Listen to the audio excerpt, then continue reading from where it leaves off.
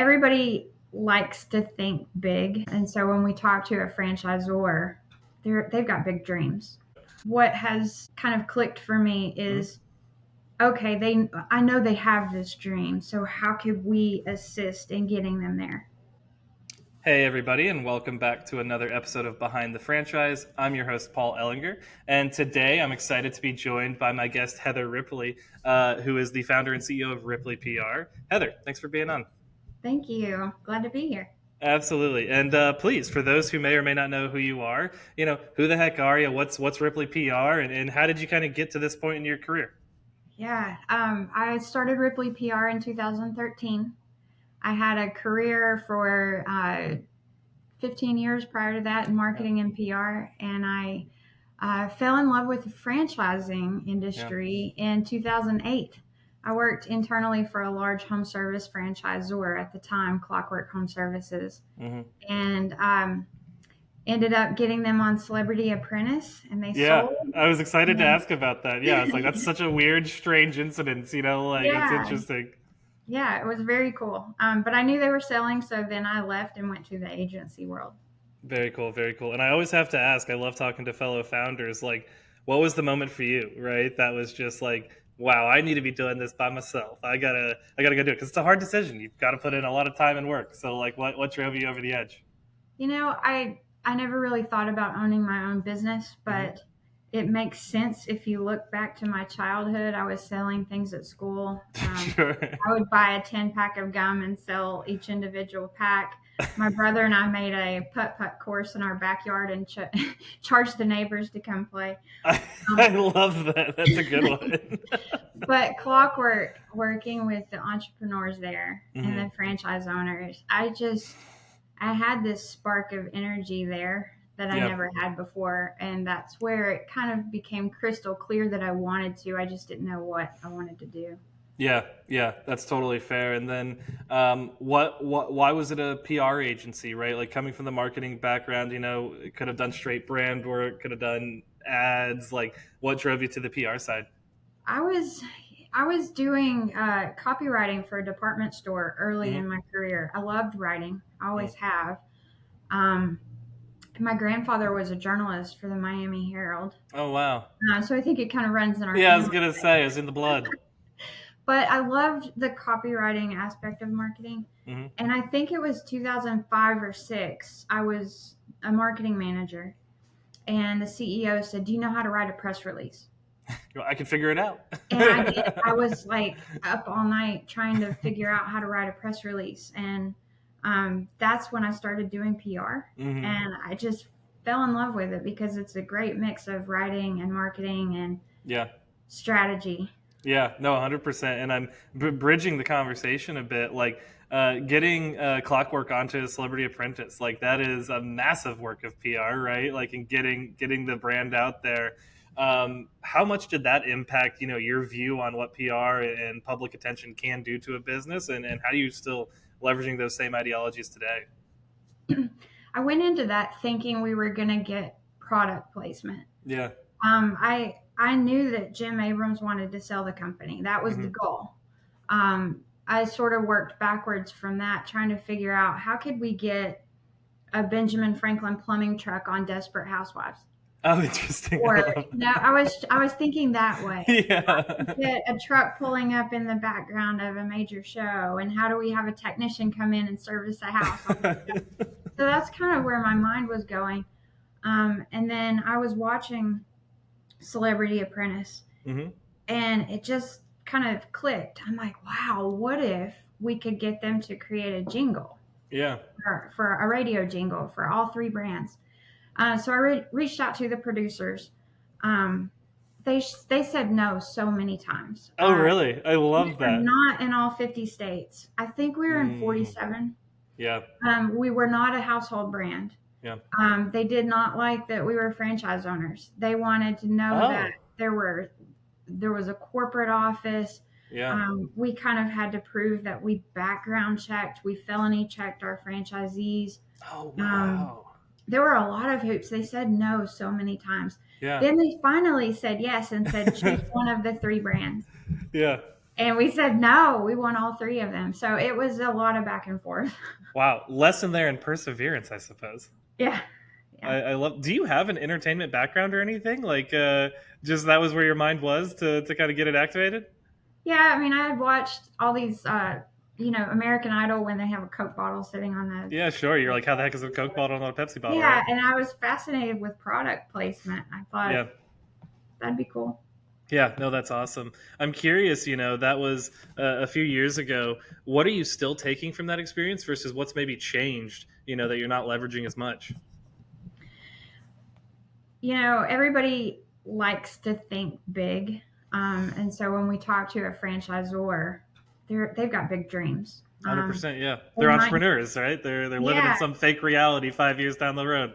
yeah. So I think what has kind of clicked for me Mhm. is okay. I know they have this dream, so how could we assist in getting them there? Yeah. So And it's really a reverse, like work backwards kind of project for you. yeah, yeah. So of course you have to start small Sure. and build momentum and grow it. Get your name out everywhere you can. Hmm. Yeah, no, I love that. And I'm curious, what are, I think as a founder myself, sometimes it's hard to hear that, right? Where it's like, wait, how does this tiny little thing equate to me selling this company, right? Like, what are your strategies, when you're working with a client to really show them that this is a journey we're about to go on? This is like a step by step, we're building, building, building. Because I do think with all of marketing, it's an investment. Some people find that hard to see. PR feels that way as well, right? Where it's like I'm investing in this not to have a impact today, but next week, next month, next year. Mhm. How do you kind of sell that? How do you frame that so that they understand the impact that you'll have? PR is notoriously hard to measure, Hmm. so that can be frustrating. And I know that it can be frustrating sometimes for a founder, Yeah. CEO, to see that the needle might not jump, but it is Hmm. moving. And Blue Frog Plumbing comes to mind. When Sure. when they reached out to me, I saw the founder at a trade show. Hmm. He knew I knew the plumbing industry. He knew that I had Benjamin Franklin Plumbing, Sure. told. So he told me, I have a goal. I want to sell the business. Mm. What can you do for me to help me sell my business? Yeah. It was probably 2014 or 15. Mm. Um, and I told him, we have to dominate the trade you're in because nobody knows who you are. Right. And that was sadly true at the time. There were franchise owners, but nobody was doing PR. Yeah. So Plumbing and Mechanical Magazine, for instance, didn't cover them. Well. So I talked him into help us help you by Yeah. dominating the trade that you serve. And I think it was 6 months he sold the company. Wow. Yeah. That's a great case study. Yeah. Can't go wrong with that. I'm curious, in 2025, I feel like I'm seeing a lot more attempts at thought leadership, right? Amongst franchise leaders.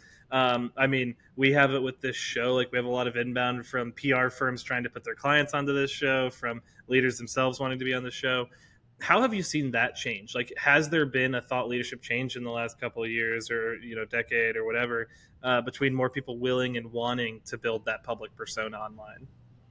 Yeah, that's a good question. It's a tough question to answer Mm. because everybody understands the term thought leadership, Mhm. but whether or not they prioritize it or not Yeah.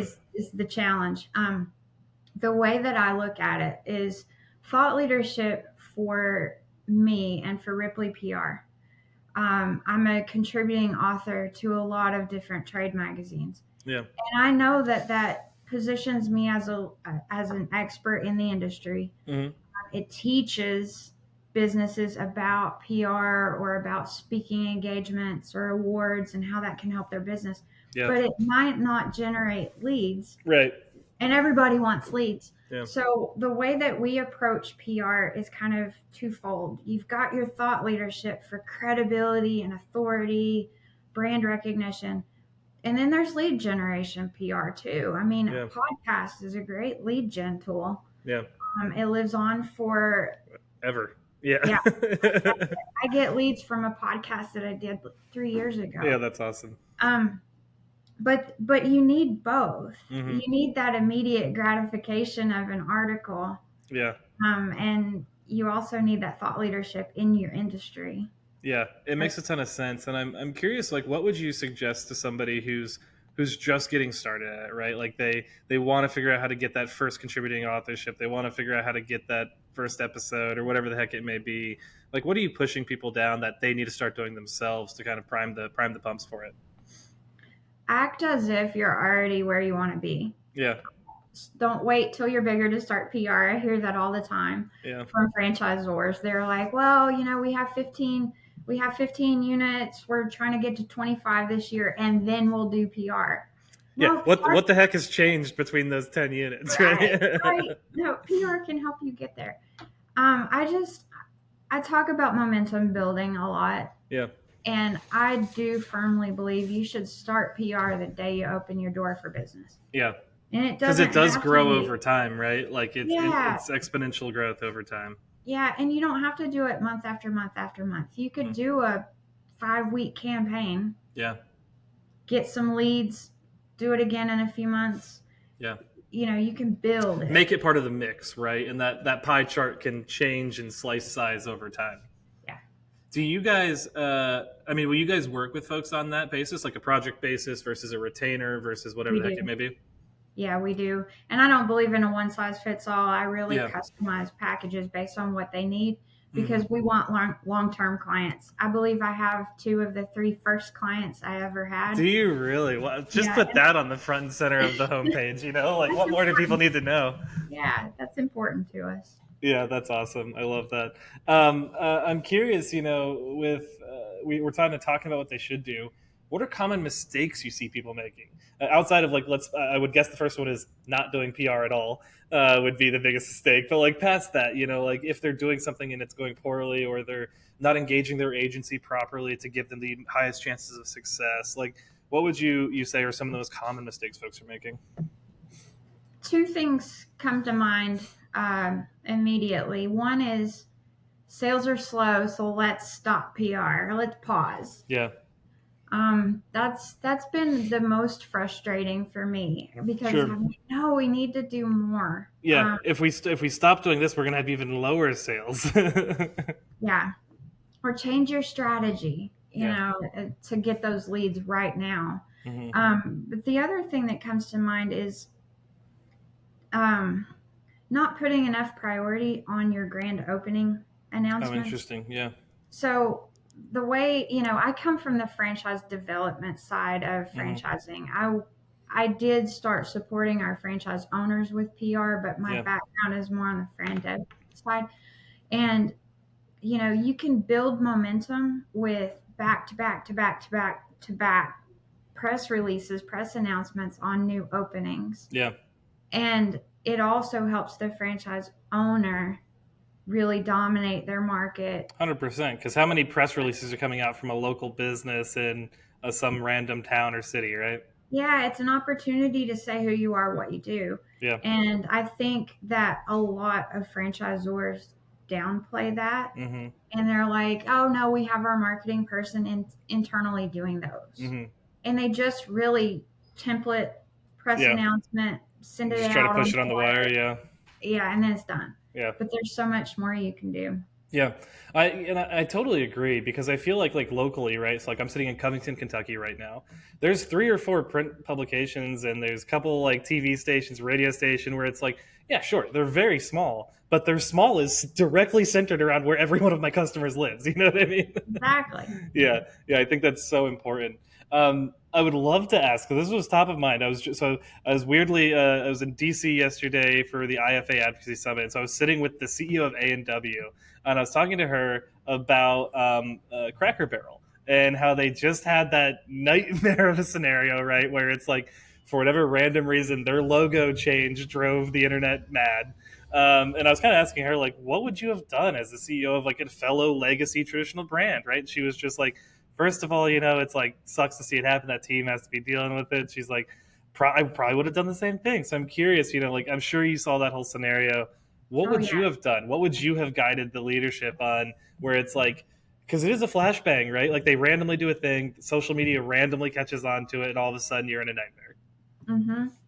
Good question. They're actually based in Tennessee, so I'm Yeah. very I familiar was with. gonna say you're probably watching it very closely. You might know some of the people on the team that made some of the I probably decisions. do. I think from a PR perspective, what Hmm. they should have done is realized there's probably going to be some backlash. Yeah, Anytime you have a rebrand for a company that's decades old, 100%. Yeah, um, they should have released some of their research. yeah, If they did market research, yeah. Hopefully, I would. use Let's assume they did. Hopefully, they did. Yeah. I wonder if they did. Yeah, based on how extreme it was. But that would have backed things up. And Yeah, I think that they missed an opportunity to say the why yeah, of why they did it and allowed people to make their own assumptions, yeah. which I do see quite often with companies who don't announce a rebrand, Yeah. especially in home service, Oh and yeah. they have new trucks going everywhere Like, what the and heck is this? they let their competitors control the narrative about why they rebranded. Yeah. Would you? So, Cracker Barrel made the decision to roll it back, and say, "Hey, we're not going to change this logo." Is that what you would suggest? Like, would you suggest reversing ship? Because I also feel like that in and of itself, like, is like, oh, so they didn't really think about this that much. They were willy nilly. They just did a thing. I don't know what I would have done, Sure, but yeah. And to um, caveat, this would be a really hard decision. We're by no means making fun or anything. It's just more of a this I is a crazy, interesting case study. I have seen, and it's interesting to see this. It'll be a very good case study Yeah, later. 100%. Yeah, some But I MBA have, program's gonna love this down at UT. Yeah. yeah, students next year will be studying it. I have seen people suspect that that was the plan all along Oh, just like manufacture some outrage to get eyes to, on the to brand. generate PR buzz, but Wow. I don't think that's what they did because I just came back from a 3-week road trip and we Mm. saw the new logo on Oh, all billboards over the place. everywhere. Yeah. So that was a big price tag to pay for that if they did Yeah, no, that's crazy. I had to ask though because I was just like, this is such a fascinating thing that happened very recently.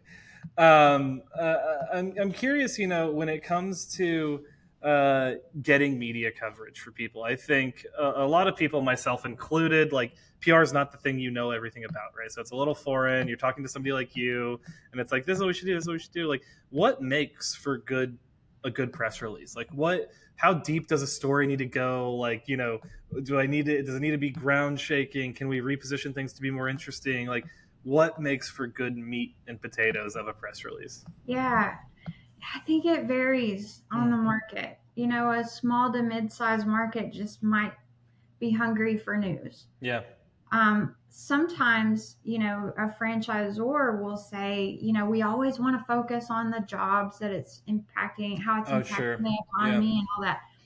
And sometimes that's a good story, Yeah. but sometimes the owners have a really cool, interesting background or something, and we Right. want to focus on that. Yeah.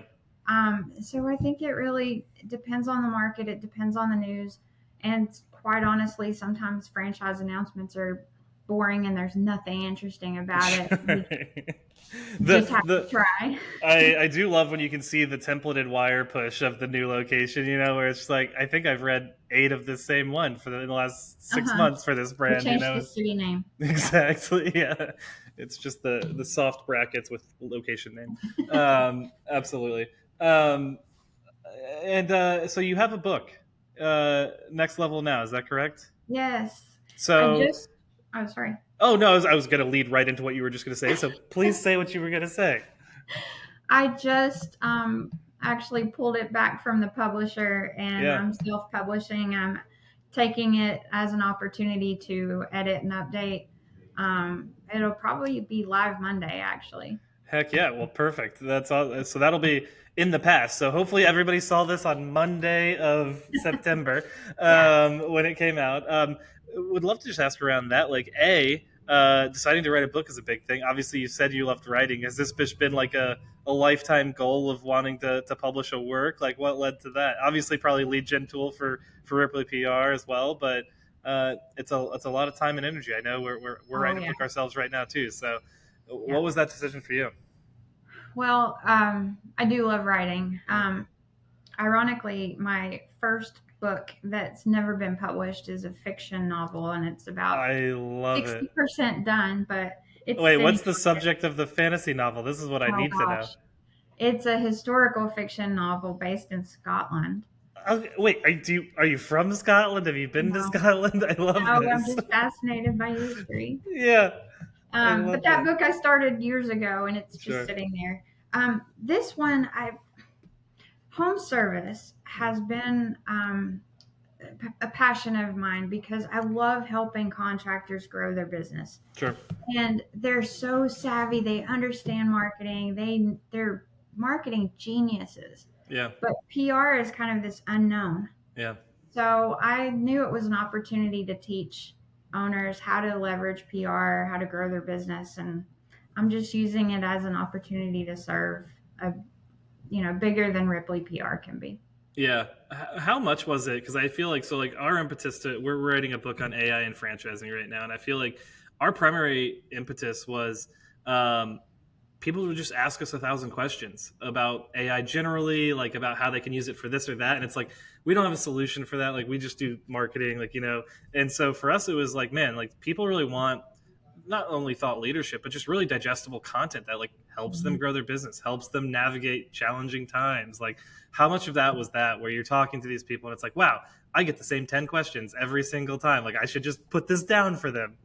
Oh yeah, I always do. I included all the commonly asked questions like Yeah. what's the difference between marketing, advertising, PR? Hmm. Why should I publicize my charitable giving? That seems too self-serving. Yeah. Yeah. All that stuff that I always talk about. That Yeah. is such a challenge, specifically, like I would say in the Midwest and the South. People are really uncomfortable being self serving. I think, like, from my experience working with a bunch of other founders, my own inside feelings whenever we're doing stuff, like, how do you bridge that gap with people where it's like, hey, it can both be self serving and a good thing and value to your customer? Well, what I usually start with is whoever you're giving the money to probably doesn't have a PR person. So Fair. if Yeah. you take the opportunity to use your PR arm and extend their brand, Yeah. talk about their mission, what they do, you're doing more good than just giving them a check. Yeah. So the possibility of other people seeing that and giving to that organization becomes who knows how big. Yeah. So that's the best. That's the Yeah, best thing no, about I it. think that makes a ton of sense, and I think like highlighting charitable giving is a really interesting tactic for it. But I think within specifically home services, like these are oftentimes really saturated markets, right? Like they probably have really old legacy players. There's new PE backed players in the market. There's obviously a guy in a truck somewhere. There's probably 20 of them. How do you help folks, punch above that weight, make noise in a noisy market, and really get that attention? Um, yeah, we try to introduce them to their local media as an Hmm. expert first Yeah, and foremost. And it might be when you're working on the first freeze of the year, we've got a sure. plumber for you to talk to, and then position them as an expert. But then the business owner often sees all the benefits of that story. Yeah. They're getting technicians from other places applying to work for them because they Hmm. want to work for a company that's They want to busy. work for the best, right? Yeah, they Yeah, want to work for the yeah. one. They want to work for the company that's winning awards or that's always mentioned on the news, Yeah. and they want to feel good about that. Hmm. So that's another way that it helps them too. Yeah, I'm curious as the digital stack has evolved, over the past couple of decades. How is that changing how y'all at Ripley PR operate? Like how your workflows have changed. I think AI is the obvious one in the like last few years that have obviously changed some of that. But what have been the biggest shifts y'all have felt? I think just besides AI, that's a big one right now. Mm. Yeah. um, the access to the internet and Hmm. just people being able to write a press release doesn't mean it's a good one. Sure. Yeah, that's a very good clarification. And there's so much more to PR than just a press release. Hmm. I'm a huge fan of press releases, and I say they still work, Right. and we want to use them, but it's got to be well written. It's got to be written the right way. It's got to be presented the right way to the media. So that's probably a big one, is just, Mm. just because you can doesn't mean you should. Yeah. But GEO now is huge, and Hmm. people are less likely, I don't know the statistics right now, but less likely to Google search for a company when they're looking for one. Yeah. Now they're using Chat GPT. Oh yeah. Do you come up? And Yeah. so there's this whole new thing of, I have great SEO, I don't have great GEO. Yeah. PR is helping with that. Yeah. Yeah. And it is interesting because it'll be interesting to see over the next like decade if those converge or like diverge, right? Like, because I could see a world where they do converge, and then it's like, okay, cool, we invented GEO, and it really didn't matter. I fully agree with you. Right now, it's such a unique differentiating point. Like, it Mhm. feels like kind of the new Google 3 pack, right? Like, if you can get up in the top results that ChatGPT is going to spit out, like, yeah, a whole new market's waiting there for you. Right. Um, how have you gone about explaining that to folks? Because I feel like we're in such like a stage of education, because so much is moving. They're obviously focusing on their business. They're, maybe they're exploring ChatGPT, maybe they're not. Like, how are you educating your clients around kind of all these recent and rapid changes that have been happening? It's kind of tough because we're learning too. Yeah, no, everybody's like teach the teacher kind of thing. Yeah, so we're experimenting as an agency, Mm, and we have a task force here at the agency that's responsible for the different industries that we serve, hmm. because we're in the skilled trade space. So we Yeah, have automotive and manufacturing and some other things. So we're doing things for the agency to experiment how we show interesting. up So you're in kind of front. like dog fooding it Yeah, internally. and then we're sharing those findings with our clients. I love that. What's been like the most interesting finding that you guys have had internally? Um, Probably that reviews matter Yeah, more than ever. yeah, Um, and I think responses to the reviews matter too. yeah. So it's not just that you have 900 positive reviews, but that you're actually engaging with those reviews. Yeah, it's like a weirdly strong community in Google reviews, like it's because people read them. Everybody does it. Like, we live in such an information heavy day that, like, even if there was a comedian was telling a joke. He was like, I'm buying a new toothbrush. And I went and I looked at the reviews for the top 10 brands. And then I compared them and I watched a YouTube video. Like, people are making their decisions like that now. It's insane. Yeah. I love that, and I'm curious. Looking ahead, like, how much do you think AI or emerging technologies are going to influence and change how you guys operate at Ripley? It's hard to say, but it reminds me of, I guess it was 2008, Mm, social media. yeah, Who owns it? right. I remember the conversation of, does marketing own it? Does PR own it? Is it its own thing? Yeah, And then, I was getting pushback. Oh, it's just a trend. It's not going to. yeah. Little did they know. Yeah. And I'm kind of hearing that now. I was in a meeting yesterday with some teachers, and they were saying, well, AI is here right now. I don't think it's going anywhere. I think it's going to Especially grow for and a grow. teacher, they're gonna have to. Yeah, it feels like a new calculator, right? Like, Right. yeah. Yeah. So I don't know. It's going to be interesting to see. Yeah, I remember I was old enough to be told that you're never going to have a calculator in your pocket, so you have to learn how to do the math, and I was like, first of all, that was a lie, and I'm like, AI feels the exact same way. Yeah. Like, teaching has to evolve how they present students challenges and all of that, because it's like I could take any prompt right now and get your homework assignment done in a second. Yeah. It's crazy. I love that. Jumping into one of our last portions of the show, we always like to do just some quick hitting questions, basically like top of mind, 15-second responses. How does that sound? Okay. Um, what is the most misunderstood aspect of PR that you encounter with brands? What is it? Yeah, that's It's more than just crisis response. yeah, yeah. It's an investment, right, towards the future. What is a PR or media trend that you think is currently overhyped? Oh gosh, overhyped. Let's come back to that one. I need to think about that one. What's your favorite Celebrity Apprentice memory outside of probably seeing it published live and on TV? Yeah, seeing the celebrities. The website shut down the next day. That was Did that it was really? too much traffic. Talk about a royal problem. We love those problems. What this is a tougher one, but I love to ask it. What's something you've changed your mind about recently? A long held belief you had, or a decision you made that you've recently changed. I changed my mind so much. Maybe I Just should reframe it. What haven't you changed your mind just ask my team. on?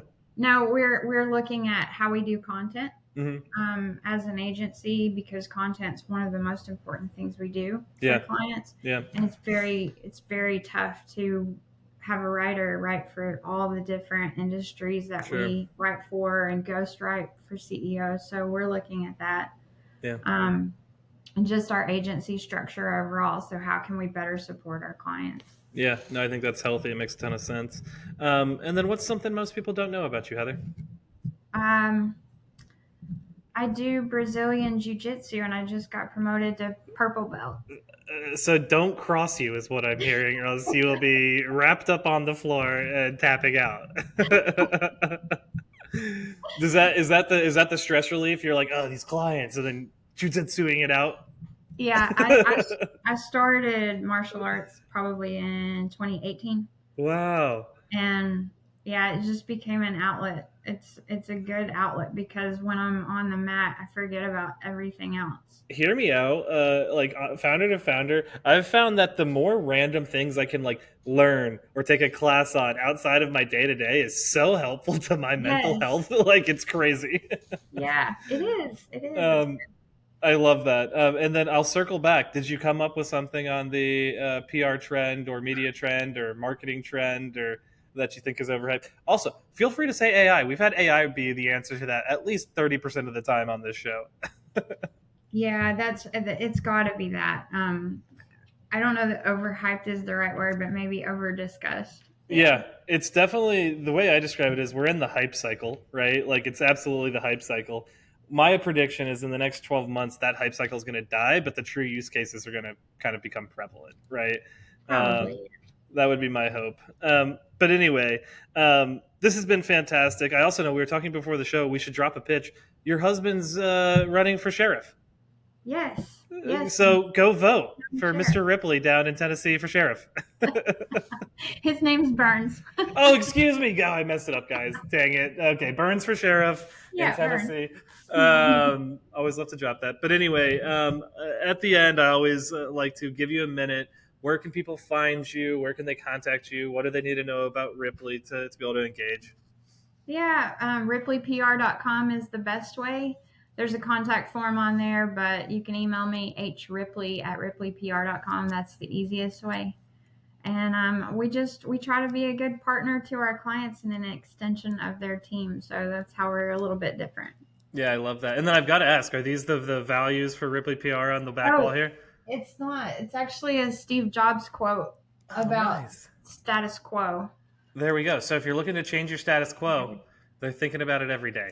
Yeah. Um, Heather, thank you so much for your time today on the show. I Thank really you. appreciate it. I think this is great. I think this is an area of marketing, advertising, PR that doesn't get invested into as much as it should in franchising. And I think it's just such a good education to get out there. So I appreciate your time. Yeah, thank you so much. Absolutely. And everybody else, thank you for listening to another episode of Behind the Franchise. And we look forward to y'all on the next one. Talk to you later.